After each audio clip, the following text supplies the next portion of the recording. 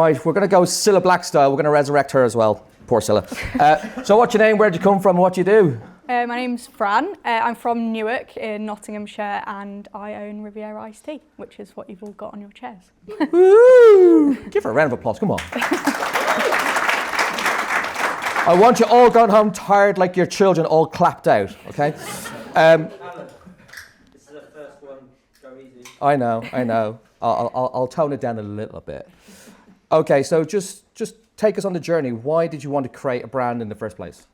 So I did it a bit more kind of unconventional. I didn't grow up knowing I was going to be a business owner. I feel like most people are like, oh, I knew at the age of 9 or whatever, but I didn't. I always wanted to go into the police, actually, so completely different. Did criminology at uni, and in my second year, we got sent home for COVID. So completely in lockdown, we were told not to come back, just had a rubbish uni experience. And during lockdown, I was just super bored, and my friend does a bit of social media, and I just started helping her, and it was actually for a drinks brand, and I absolutely loved the industry. So naively, at the age of 21, as when you don't think money is an object, I decided to just launch my own iced tea brand. So I went back for third year, graduated with a criminology degree, which obviously don't use, but so pointless. But I just launched the brand, and it started so small, market stalls, put all of my savings that was meant to go traveling with into it, and it's just grown from there over 3 years, really. But the reason I kind of started iced tea is I just saw a gap for it in the UK market. I mean, it's nothing kind of massively innovative. We know what iced tea is, we know how popular it is, but there isn't that premium brand in the UK market. And I just thought I could do it better than the big businesses. And I saw that kind of gap in places like cafes, and it is a non-alcoholic kind of alternative. And the reason that it isn't is because Lipton is this plastic bottles sold at Home Bargains and B&M, and it's full of artificials, and it's not great for you, and there's no innovation. So I just went for it completely naive, and I'm so glad that I did. Good, fair play to you. I'm going to go straight through the jugular, right? Sorry, I'm not taking it easy. What is the closest that Riviera Iced Tea has come to failing, and what actually saved it in the early days? So a year in, I completely sold out of products. So I had a big kind of chain of cafes in London who approached me, and their first order was about 3 pallets. So my whole stock just went, and I was sold out, and my manufacturer said to me, we've got no availability for 6 months. And I mean, this was June, this was my biggest selling period of iced tea, and I just panicked, and I got recommended another manufacturer in Manchester. And I basically just put everything into him. I was like, please, can you get me this? He promised me the absolute world. And again, I'm 21 at this point. I'm naive. I've never been in business before.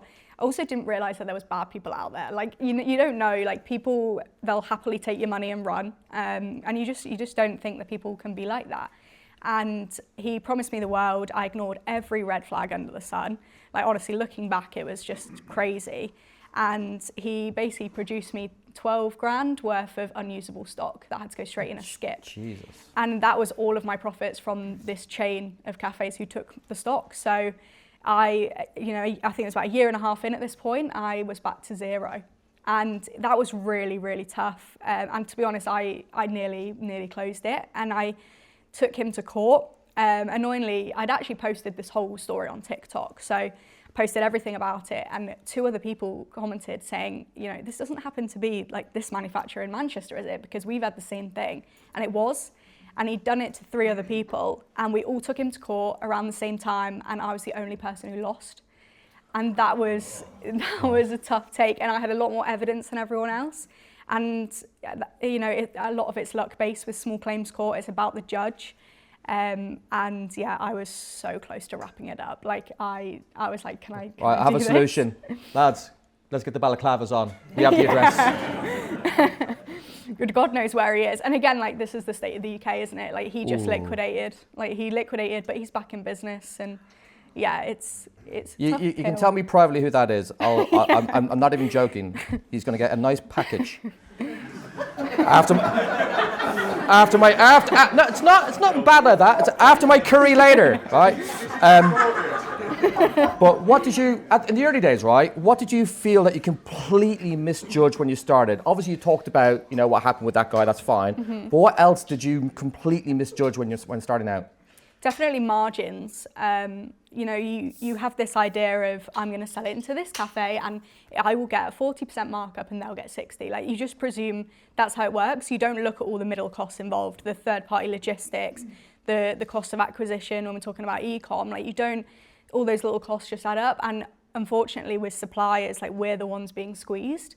So I sell into a lot of cafes, and obviously we all know what's happening with cafes at the moment, but there's a top line of what they can charge their customers, and a lot of them are having to keep their margin when it comes to food and drink because they're being squeezed in every other, all the business rates and employee cost of employing and things like that. So it's kind of my brand that ends up suffering, and our manufacturers are just putting their prices up, and yeah, it's really tough. And a lot of people as well, like, I didn't realise this going in, but retail, they will keep their 40%. Tesco are not losing the money there, like, they are keeping their 40.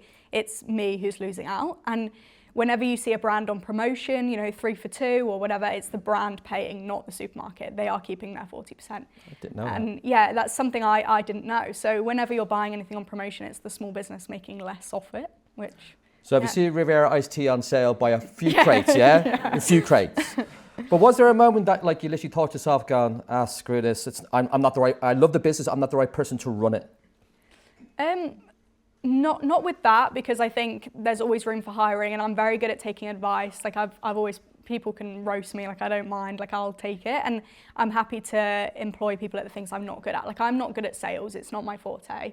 I'm not good at selling it, and so that is the first hire I will make. And I think as long as you can recognise your weaknesses, I think you can be the vision, you can be the brand owner. And I love connecting with people, I love doing sampling, and that is something I can continue. And I think as long as you can recognise and you can build around the things you're bad at, I think everybody's the right person to bring their brand and their, like, baby forward. Yeah. Well, whilst building the brand though, like, cash flow must be really, really tight. So what actual sacrifices have you made to survive and help the business grow? I mean, personally, a lot. But what I am super lucky with is, because of my age, I don't have a mortgage. Like, I didn't leave home. I was still at uni when I started it. So I don't have that to worry about. I have no dependents. So I actually think it's such a great time to start it, being how young as I was, because I could live off, like, not a lot. I mean, I pay for my car, my phone, bills at home, that's it. So yeah, I mean, I'm very lucky with that. The time that what it did get me is, now I'm 25, my friends are kind of on their second promotion. They're in grad schemes, and they're buying houses, they're going on holidays, and I'm like, oh, I just can't join you. Like, I don't have the kind of cash to do that. And that was tough. But I mean, I work full time alongside the job. I just work evenings and weekends, and it's tough. But I think when you're going to get there, like, it's fine. I'll just be a couple of years behind them. Okay, so, like, if a major retailer demanded margin concessions tomorrow, would you bend or would you walk? Like, if you go to, there must be a retailer that you really want to work with, and, like, if they try to, like, manipulate you in that sense, what would you do? Would you say, oh, screw it, yeah, I'll do it for the exposure, or would you, like, walk away from that opportunity? So that's a good question, because there's a lot of my friends are the opposite to me, but I like to protect my margins. And I have said no to that perfect retailer. And I said no in year 1 to Tesco, and I said no the other, like, month to Booths. And actually, if they really want you, they'll come back. Like, they'll bend slightly themselves. And all of them are so understanding, and they have come back, and I'm back in talks with them now that it works for my margins. I'm producing so much more. But a lot of my friends have said yes to things where they're actually losing money every time a PO comes in, and they're not in a great position for it now. And at the time, it was all kind of roses, and they're putting on their bios, like, stocked in Tesco, and I'm thinking, like, oh, I'm not. But I mean, I've just raised investment, and the thing that they were so impressed with was the fact that there is cash in the bank. I didn't need their investment, I wanted it. Whereas I've got friends now that are like, we literally cannot produce more goods unless we raise investment tomorrow. And luckily, because I said no, I wasn't in that position. And I've grown a lot slower. Like, they are producing more. They're in these incredible venues, but I'm here for, like, a long time, not a good time, right? Like, I'd rather be here in 5 years than not being able to sleep at night. I'm not quite as high risk as most people. That's refreshing to hear, to be completely transparent. So you touched on the investment side of things. What was that kind of whole process like for you? So it was such a learning curve. I actually worked with a couple of mentors to do it because it's such a minefield. I did get quite lucky that I'd built a bit of a kind of community on LinkedIn, on TikTok. So when I put out that I was raising, I got quite a lot of inbound, it was really lucky. And I guess it's the legwork in the early days, right, that you don't always see kind of coming back. So it was good. I would say like there was a lot of, again, red flags type things that I had to learn. A lot of people do see like a young girl and they think, we're going to get a bit extra equity here. There was a few people saying, you know, oh, well, we'll give you 25 grand, but you have to work with my agency.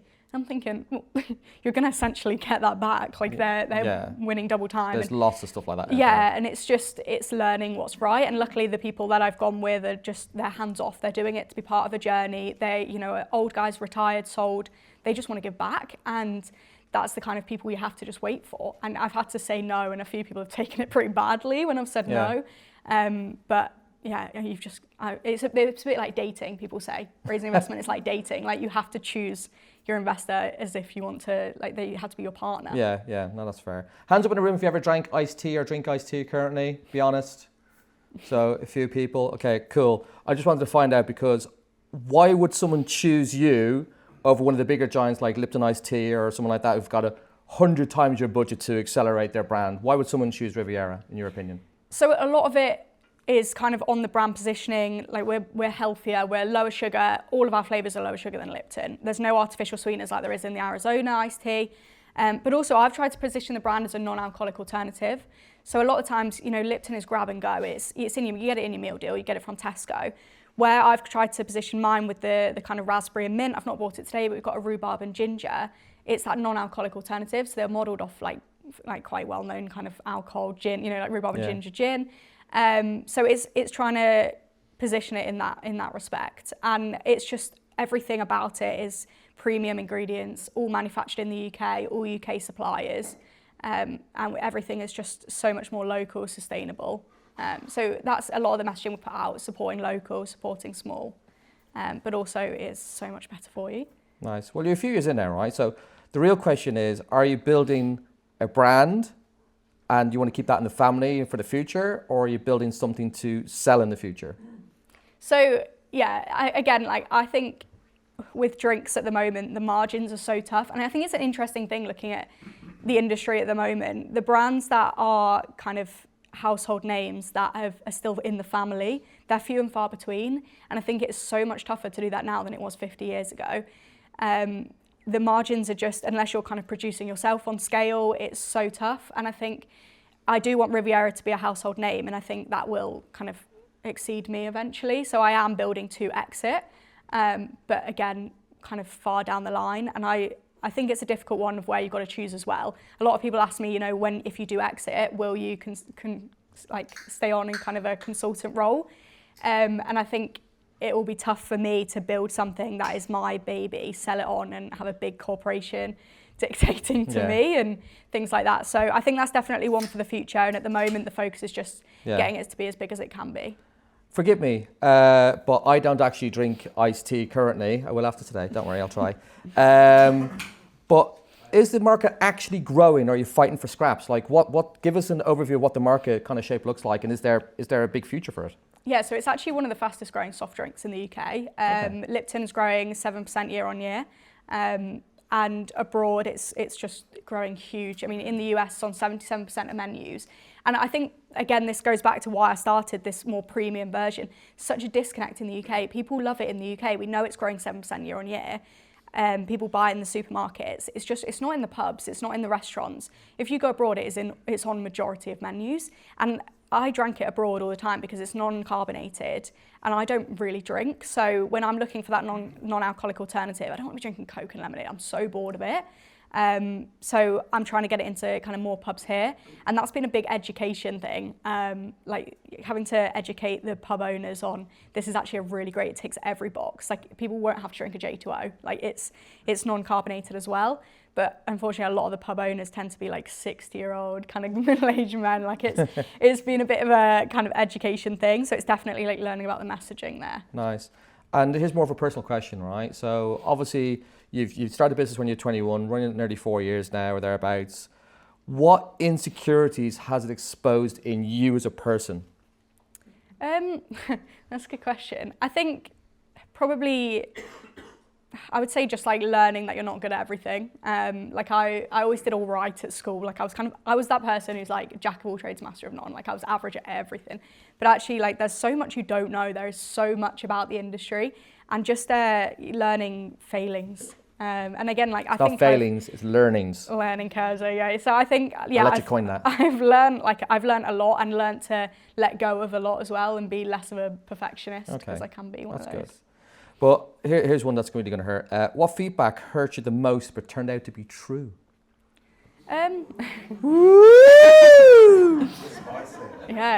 a lot on the branding. Honestly, if anyone wants to give me feedback on the branding today, I'd be really interested, because there's a massive disconnect at the moment with buyers are saying it doesn't stand out on shelf, but my customers seem to love it. And if you look at my reviews on my website, quite a lot of them actually mention the branding. So it's like, how do I find that middle ground? And for me, like, I love it. Like, I'm a 25-year-old girl. Like, it is my kind of branding. It's for like Trip. And so it's just, I've had to kind of listen to a lot of negative feedback on that and take it on board, which I am going to. Fair play to you. Have you lost any relationships because of the business, whether it's personal or impersonal, family or friends, or? Yeah, I mean, personally, I lost a long-term relationship because of it, but if they're not willing to give up the hard times, like, you don't want to give them the future. But it's just, I mean, I'm packing orders like at night in my lounge, like no one wants to be involved in that. It's tough. My family and me have got so much closer because of it. My mum and dad are packing orders with me. They love it. Like, my dad is telling everyone, like, honestly, I would not want to be my dad's mate because he's so annoying with it. He's like giving them out to all his friends. So that's brilliant. But yeah, like, that's great. I mean, it's interesting with family, like, you've probably all felt the same. Like, there's certain family members I'm not as close to just because, you know, families fall out and things like that, and they are like, oh, that's my granddaughter, and I'm like, I've not spoken to you in 5 years, like. Yeah, it's interesting. Do you know what's amazing when you've been speaking? I've been hearing loads of people clicking the can and opening and drinking some. I love that. That's excellent. I want to hear more clicks, by the way. Everyone has to taste it before you leave. Okay, so last question before we go to the audience for a few round robin questions. Other than that guy, are the balaclavas ready? No? Other than that guy, what has been the biggest fuck up inside the business that you're like, oh my God, I can't believe I've done that? Like day one, they say check your work and check again. I actually had a branding issue. So on the peach iced tea, it said peach iced tea at the top. Then on the description, you can see underneath that, it said a naturally delicious lemon iced tea, because I have a lemon flavour as well. And honestly, I felt like I'd checked it, but they arrived. And luckily, I'd only produced like the smallest batch in the world. There was like 300. But I took it on holiday with me, and I was like going to do some nice little photos because I was in the south of France, French Riviera. And I took a photo and put it on my Instagram story, like my personal one, and loads of people were replying like, you've just like literally, it says lemon iced tea, and I was just like sobbing. I was like, what an idiot. But yeah, I just, again, like my branding agency, I just trusted they checked it. But branding, Tony? Yeah? Okay, cool. You did the branding for DC? Okay, so 3 questions quickly. Hands up.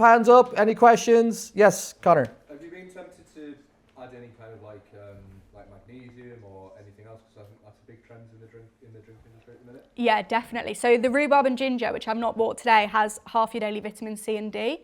And it also is no added sugar. So that's now the route that will go down with the brand. The no added sugar, definitely. I'm also looking to bring out kind of a sachet. And that'll be a bit of an electrolyte, but peach iced tea. So keeping it very on trend with what we're doing. Just because a big issue I found is seasonality. Like the summer sales are brilliant, winter's a huge dip, like 70%. So something to kind of health benefit wise. I mean, that's the biggest trend at the moment. They call it like preventative health. People like are lapping that up at the moment. So yeah, that's something that I'm definitely looking into for sure. Anyone else? Ryan? What's the story behind the name of the brand? So it's actually my mum who came up with it. We were kind of talking about the fact that it's sold all over Europe and you can kind of get it on every menu, but you can't in the UK. And a lot of things with iced tea, like you drink it in summer, that's kind of when the sales boom. So yeah, we kind of went with like French Riviera, Spanish Riviera, just kind of like, reminding you of Mediterranean. Last question. You've talked about investments and investors. Who's your ideal investor? So yeah, that's a good question. It'd probably be somebody who's definitely willing to give a bit of knowledge. Like I started at uni, I'm massively learning as I go. So anyone who's kind of happy to give a bit of time, but I think it's definitely important for them to know that this is me building the brand. A lot of investors like to, obviously it's their money, completely fair enough. I'd be the exact same if I was giving someone money, but touch base a little too often, and I'm like, I am trying to grow the business. So yeah, someone who's completely understanding of it's a long game in food and drink, but willing to give a bit of advice. Because I think for me, like a lot of the things is I doubt myself, so a sounding board. Like the investor I've just managed to get at the moment, I had a call with him and I was explaining this issue I had, and after 10 minutes of me like rambling on about the issue, he was like, you've just answered your own question. And I was like, so that's all I needed. Like I just needed to talk it out. So yeah, definitely someone like that. Well, that was fantastic. I really loved that story. Well done.